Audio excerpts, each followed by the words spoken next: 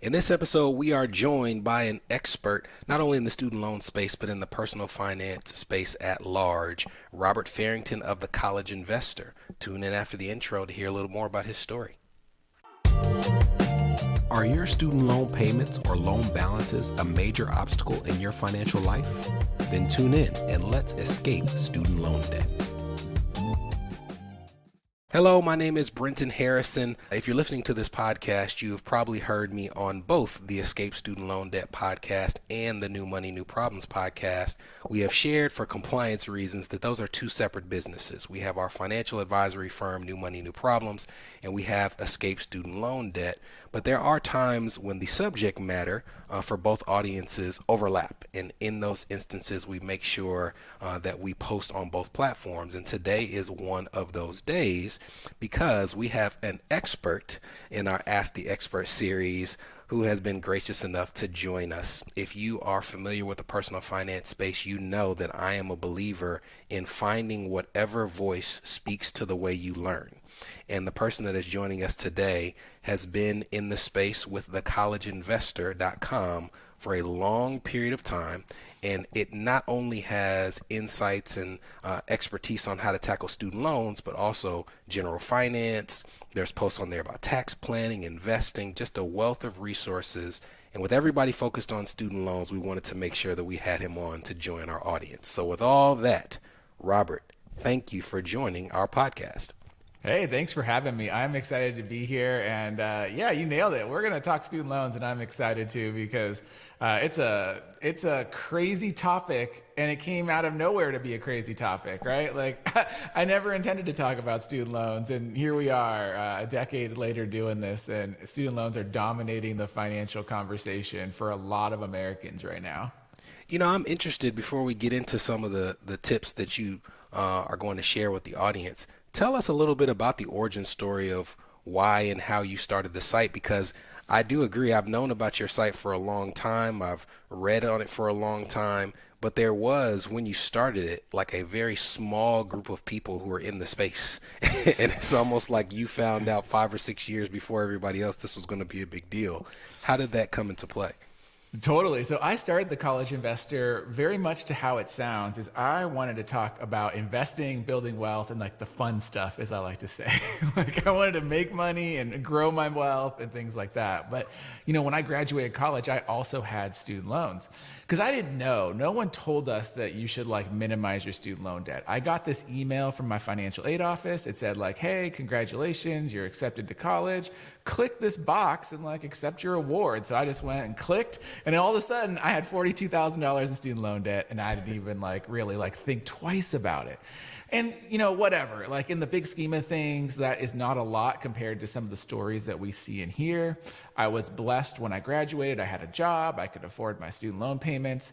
You know, everything was going along like it should until one day I got an email from FedLoan, and FedLoan said, "Hey, you're delinquent on your student loans." And I was like, what? There's no way. I was set up for auto payment. There's no way I should be delinquent. But guess what? They screwed up my auto debit. They said I was delinquent, and I had to go battle the customer service of FedLoan, which, you know, they're no longer a loan servicer, but I had to go battle this. And so what does any good personal finance blogger do? I wrote about it. And this was one of my very first viral articles. And I think today it still has almost 1,000 comments of people saying, oh my gosh, this is a problem. Nobody's talking about this problem. And this is back in like 2011. So, you know, 13 years ago at this point in time. And no one was talking about this quote unquote student loan crisis, and not even talking about like loan forgiveness issues and all this other stuff, just how terrible these loan servicers were in dealing with and how mismanaged they were and stuff. So I started writing about it and then learning about it. And like you said, there was only probably about 4 or 5 other people at the time talking about student loans. So I connected with them, and I just started learning about what a mess this system was, how it worked. You know, no one was talking about this, and I started writing about it and sharing these stories. And so fast forward, here we are, you know, a decade plus later, and I've learned a lot. I've helped a lot of people, and really understanding why we're here, what we can do, and how the system works to help people navigate through it. Well, there's never been a better time to be in the space in terms of the need for help than right now. And that actually brings me to a really big update that we haven't talked about on either podcast to this point, and that's the announcement that came out last week about the extension of the next date that you'll have to recertify your income for federal student loans. So if you could you speak a little bit about, on our Escape Student Loan Debt platform, people are very familiar with the concept of recertification, but could you share more about recertification, what the announcement was, and why it's such a monumental thing for people who are trying to navigate payments right now? Sure. So, one of the best ways to repay your student loans are these income-driven repayment plans. You've heard of income-based repayment. Maybe you've heard of pay-as-you-earn, and the new one, SAVE, right? Saving on a valuable education. Well, these payments are income-driven, which means that your monthly payment is based on your income. Well, how does the government know what that is? Every year, you got to recertify what your income is and also what your family size is. Maybe you had a kid, maybe you got married. Who knows? So you have to do that so they can calculate your monthly payment. Well, everybody that had one of these plans before the pandemic, well, their payments were paused. No one had to deal with anything since prior to March 2020, right? And which is, so long ago at this point in time. But if you were one of those people, your payments have been paused. And when payments resumed last year, they said, hey, we're going to give you a 6-month grace period to recertify your, family size and your income. Well, guess what? That 6 months has come, and the government, as you've seen, has really struggled to get people back on payment plans. The loan servicers don't even know what to do. They're struggling to process them. And a lot of people's processing of these things, the people that even tried to do it, were getting screwed up. So the Department of Education announced, a week ago at this point in time, that you now have until late September of 2024, at the earliest, I always like to put that asterisk on it, at the earliest, to recertify your, family size and your income to calculate these payments. But there's a few things. One, if you didn't recertify yet, you get to stay on your same payment. If you already recertified and your payment went up, they're going to bring you back down to what you were before, so they're going to lower your payment. And if you recertified and your payment was lower, you win. You get to keep that lower payment until the next recertification deadline. And then there's this group of people that tried to recertify and got stuck in paperwork limbo, and they're going to give you the month of March for free.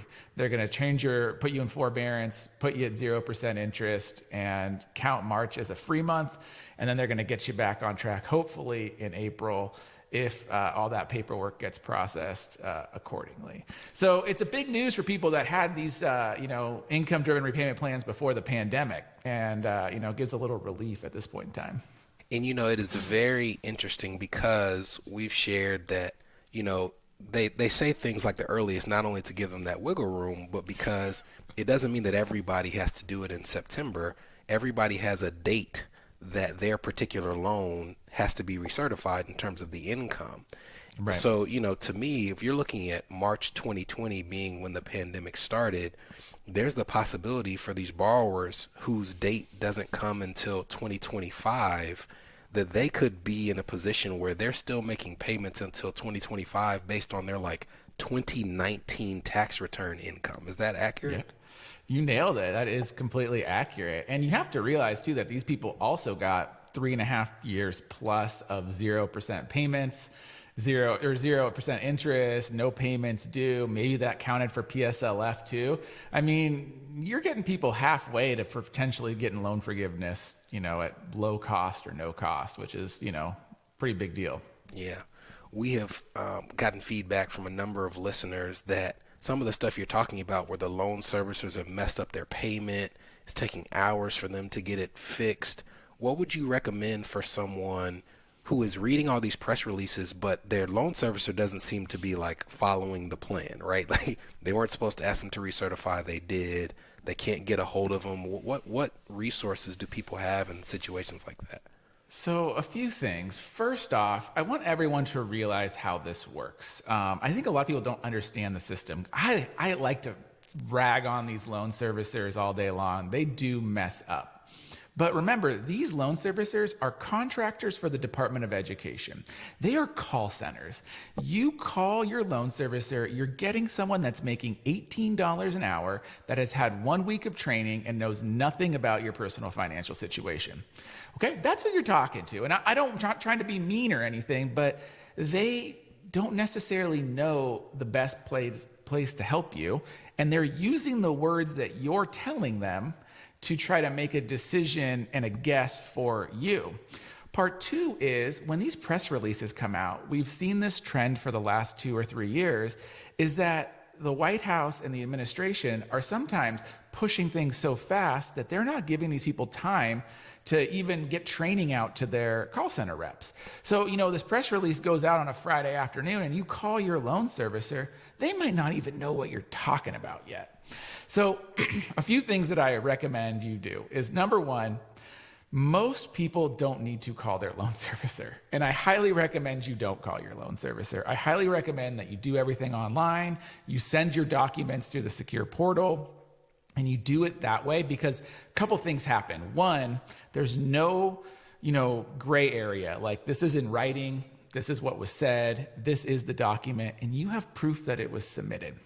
Number two, if action is not getting taken care of in a reasonable period of time, which to me is about a month at this point in time, I just say go right to the student loan ombudsman. You can go there, you file a complaint, you say, I've submitted it, here's my screenshot, here's my paperwork, my loan servicer has not taken action, and or they have not put me in administrative forbearance. Because look, the cool thing right now is if they're not processing your paperwork timely, they're just supposed to flip your loan into forbearance. You get 0% interest and no payment. So that's a win in my book too. Like, even if they're taking their sweet time and not doing what they're supposed to be doing, you should not be on the hook for it. So if that's not happening, you just reach out to the ombudsman, you send that email and said, I've submitted my paperwork to Mohila or whoever. They did not do it. They've not taken action. Just put me in administrative forbearance and just wait it out. You don't need to waste hours and hours of your time calling them, because almost everything that you're calling them for is fruitless. It's not going to help. You can do it online, or you can reach out to the ombudsman and you follow up that way. One of the biggest things that you can do with our government, these loan servicers and the Department of Education, is paperwork. Phone calls don't help. Paperwork helps. It's the same thing with your tax return. It's the same thing with everything. Like, you don't need to call them. Just send the paperwork. So save yourself that 3 hours on that 800 number you're saying. Exactly. Well, you mentioned it being election year. They just released this last week. There's new payment plans. There's all type of deadlines. In your opinion, what are some of the things that are on the horizon in the student loan space that are like the big things that people should be paying attention to? The biggest thing, I think, there's 3 things that are on my mind, and it's really like pressing because I see this all the time. Number one on my mind, and that's what I'm talking to people about, and I still see people having, are FFEL loans. So federal family education loans. Basically, if you have an old student loan from before 2009 and you have not taken any action on it, you got about a month and a half left that you need to consolidate that loan. Okay, please, I am begging you. And the hard part is this goes against like 10 years of people saying, don't do anything to these loans, don't do anything to these loans. So if you have these old loans, the Biden administration has what's called the IDR waiver or the IDR payment recount or all these things. Everyone has a different name for it because there's no official name for it. But if you have these old federal family education loans, which is all these loans from before 2009, you need to consolidate them before April 30th. Like, just go out and consolidate them. I know it sounds scary because you're like, oh, but on my past payments and all this stuff. Well, if you do it before April 30th, they're going to count all the old payments. You get access to these new plans like Save and different things. And you might even get loan forgiveness sooner because they're just going to count at 20 or 25 years of payments. The scary thing is there's still like 2 or 3 million of these FFELs out there. So like, what are you doing out there, people? And so that one really scares me a lot.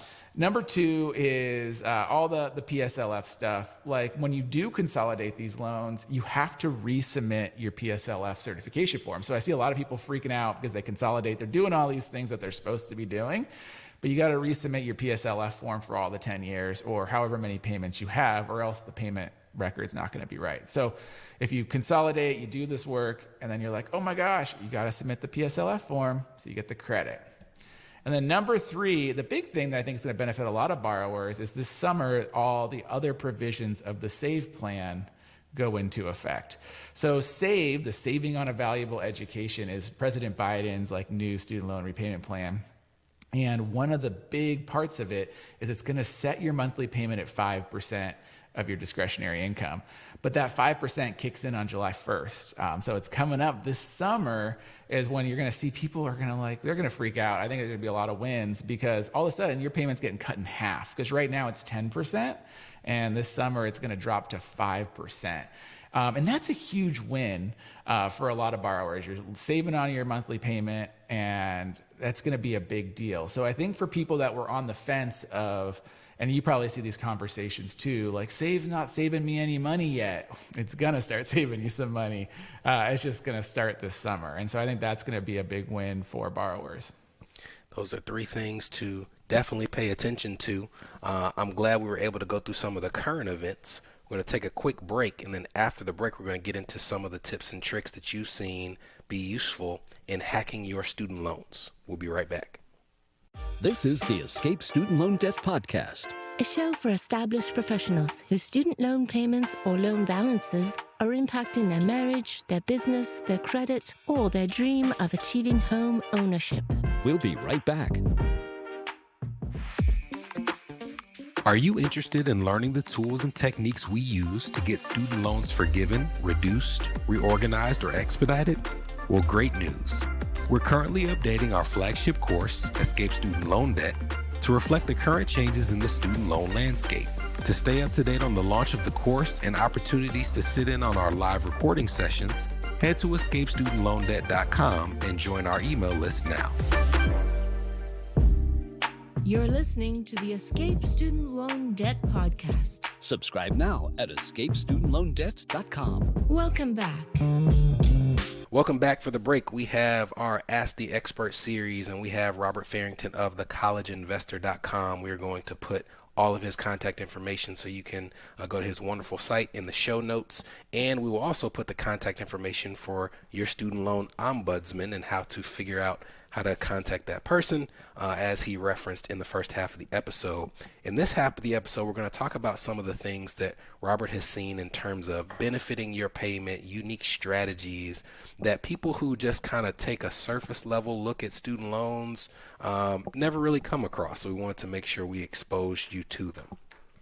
Robert, we were talking offline about just how big a deal some of the changes to the income-driven repayment plans have been in terms of like giving you the ability to save and contribute to other parts of your finances while also tackling your student loan debt. Can you share a little bit more about the structure of these plans and how some of these changes can give you that incentive? Yeah, so with these income-driven repayment plans, since your payment is based on your income, what it's actually based on is your adjusted gross income, your AGI from your tax return. And so when you keep that in mind, the lower your AGI is, the lower your student loan payment is. So now, I'm sure you got some financial planners out there in the audience or some people, and they're like, well, I can lower my AGI a whole bunch of ways, right? You could contribute to an IRA. You could contribute to a health savings account. You can contribute to a 401k or a 403b. There's a lot of ways that you could lower your AGI, especially for, I think we were talking before the show, you got a lot of people going to grad school. You got a lot of people that might be in healthcare or different things. Maybe they're self-employed and you can take advantage of like a SEP IRA or solo 401k and just really bring down that AGI level. Well, guess what? At the same time, you're going to lower your income-driven repayment plan payment amount. So it's like you're saving for yourself and you get to have a lower student loan payment as a result.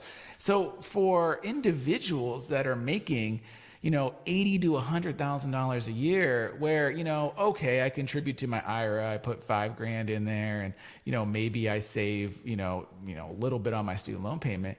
You're at this cusp where you could maybe bring yourself from having a student loan payment to not even having a monthly student loan payment by saving for yourself. And that's where it makes a big deal because of these changes. You might really see a big difference in your monthly budget by saving for yourself and not having a student loan payment or a significantly lower student loan payment. Yeah, so definitely an opportunity there. And, to me, part of the reason that I like your site is there are student loan sites and they give excellent student loan advice, but you have information beyond student loans on your site. And I think that speaks to the importance of not just only addressing your student loans, right? Like you have to be growing your finances while you handle the debt.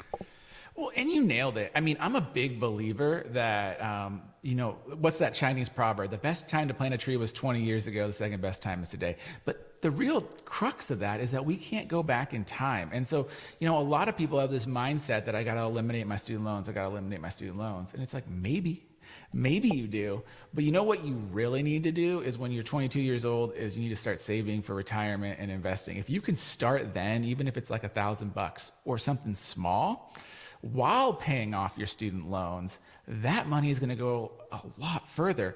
Because here's the other thing with these plans. So we didn't talk about this yet, but like Save and all the income-driven plans include loan forgiveness built in. So let's just say your financial life just doesn't work out to pay off the student loans. Okay, that happens. But after 20 years on the Save plan, the balance is forgiven. So if you graduate at 22, by 43, you could be student loan debt free. The question I have for you is, do you want to get to a $0 net worth? Or if you put like a little bit in your IRA every year, by the time you're 43, you might be debt free and have a positive net worth because you were able to invest a little bit along the way. And there are some graduate school borrowers who it might be 25 years for them, but even still, it's like, that payment plan is so generous that I think it eventually is going to be, it's going to kind of cancel out the other plans eventually, I believe. Well, and even the Department of Education thinks that. So, some other data is that they estimate within 5 years, something like 85% of all student loan borrowers are going to be on the Save plan. But I also want to remind everybody why they pick 20 and 25 years. So the average graduate school borrower pays off their student loan in 23 years. And the average undergraduate borrower pays off their loan in 18 years.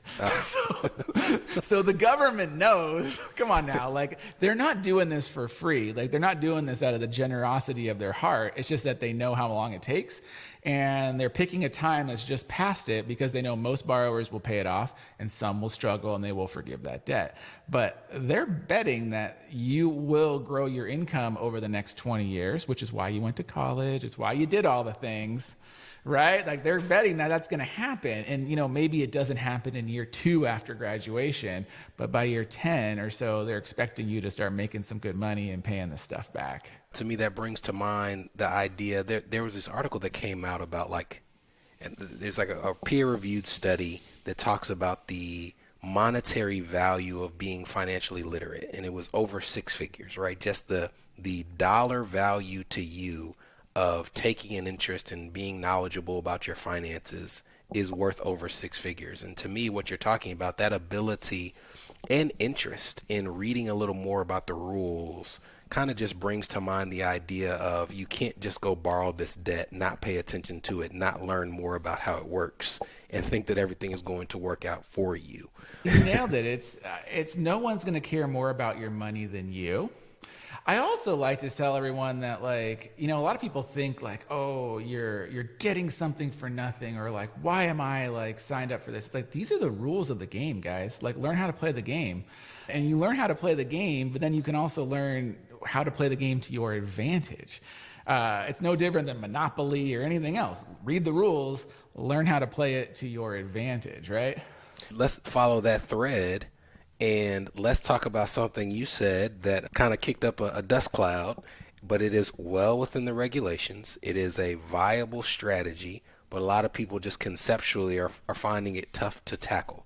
And that is the borrow and die strategy with Parent Plus loans.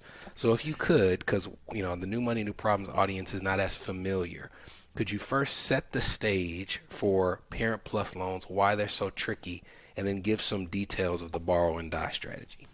Totally. Well, this is a strategy. Financial planners love it. I'd say a lot of Americans are like, this is a little crazy. So first off, Parent Plus loans are loans that parents take to pay for their children's undergraduate college education. So these loans, they're federal loans, but they are in the parent's name and only the parent's name, and they are used to pay for a child's undergraduate education. Well, like all federal loans, they have a bunch of rules. You can, have certain repayment plans. You can do things like deferment and forbearance. If you had a Parent Plus loan during the pause, your payments would be paused, right? And then also, one of the things that happens with all federal loans is when someone passes away, the loan is forgiven. All right, well, here's where it gets a little controversial. And this really works well for older parents. And I like this strategy because it actually builds family wealth. So, parent loans I have a real problem with because they cause a lot of problems in families. And I don't know if you've seen this, but a lot of parents take them out and then they're getting close to retirement and they're like, how am I going to pay this loan? Like, I want to retire, but I can't afford it. So then they go talk to their child and their child's like, you want me to pay it back? And so it causes family drama and it just causes problems. But this strategy, you can kind of avoid these problems, but you can also make your whole family wealthier as a result. So what I recommend, and like I said, it works for older parents only. It doesn't work if you're like a 42-year-old parent. This probably isn't going to be the strategy for you. But if you are in your late 50s or early 60s and you are getting kids into undergraduate, you borrow these loans, and guess what? You don't have to pay the loan when the kid is in school. So, there's 4 years, maybe 5 years where you're not making any payments on that loan, right? And then after they graduate, you get 6 months of a grace period, you're not paying the loan, but then you can defer the loan. And you can defer that loan for 36 months. So there's 3 more years. Boom. You can kick that loan down the road even farther. And then at the end of 36 months, they're going to say, hey, knock, knock, you got to start paying your loan. Well, you can consolidate that loan, and then you can have a new loan, and then you can repeat the 36-month process again. So here we are. You're at 4 or 5 years, plus 3 years, plus another 3 years. You're 10 plus years of not paying this Parent Plus loan. Now you might be getting close to retirement or in retirement, and guess what? Your income will probably drop substantially. So if your income has dropped substantially, we talked about this earlier in the show, your AGI is going to be low. You can sign up for things like ICR where you might have a $0 payment or a very, very low payment if you have one, especially for families that are just on Social Security, maybe a small retirement pension. Your payment will be very low or nothing. And then you take that until the loan is forgiven or you pass away. But what I'm getting at here is that this is one of those strategies where it doesn't make sense to pay extra on your student loan. It makes sense to actually delay, get to low income, pay as little as possible.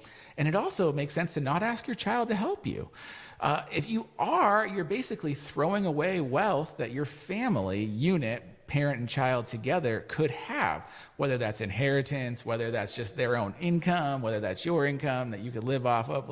Don't give the government extra money that they don't deserve. It's the rule of the game that you can do this.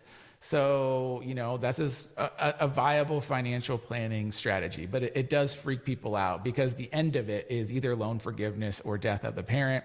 But that's just what happens. It's going to happen one way or another. You're either going to live for 20 years, wonderful, and the loan is forgiven, or in that period of time, you're going to pass away because you're older. That happens as well. But either way, you're not burdening your child with these loan payments. You're not paying extra money to the government. It does bring a win-win financial situation. The reason I wanted to end with that one is because both audiences, we work mostly with first generation or second generation high income earners. And you get to this point, I call it, having one arrow, but having to shoot at multiple targets, where they're trying to save, they're trying to repair their credit, they're trying to tackle equity compensation, they're trying to save for retirement. And then they're also like, oh, and I have these kids and I don't want them to have to deal with the same student loans that I had to deal with. And it's hard to do all of those things and also save for college, right? So we end up with these parents who their kid says, oh, I don't want to go here, I want to go there. And that school is $20,000 a year more. And that parent is trying to figure out, do I sacrifice the stability of my finances, or do I jeopardize the future of theirs? And strategies like that you just articulated speak again to the value of knowing how the game is played, like you mentioned. Yep. So these tips have been phenomenal. I thank you for joining us. I want to, at the end, give you some space to make sure people know exactly how to reach you. Obviously, I've been familiar with your brand for a long time, but we want to make sure that everybody who listens to us is familiar with it as well. So tell us how we can reach you. Absolutely. So if you want to know more about student loan debt or anything related to young adult money topics, you can find me at thecollegeinvestor.com. We also have our podcast, The College Investor Audio Show, and we're on your favorite video channel. You like the YouTube, you like TikTok, we're there at The College Investor. Come check us out. That is excellent. Robert, thank you for joining us. Hey, thanks for having me. This has been fun.